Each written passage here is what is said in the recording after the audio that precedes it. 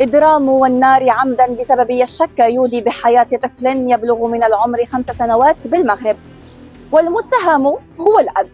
إليكم ما حدث.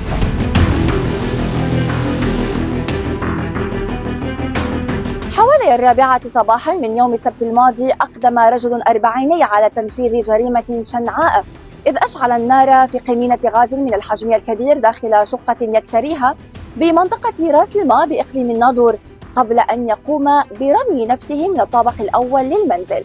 الضحية كان طفله الصغير، حيث لقي مصرعه وهو في طريقه إلى المستشفى جراء تعرضه للاختناق، في حين تم تقديم الإسعافات الأولية لوالدته وللمتهم. ووفق الصحيفة أقر المتهم للمحققين أنه خلال الأيام الأخيرة أصبحت تراوده شكوك حول خيانة زوجته له، قبل أن يقرر قتلها وقتل ابنه وينتحر، في حين أكدت زوجته أنه مدمن على تعاطي المخدرات وأنها لم تعد تطيقه لكثرة شكوكه.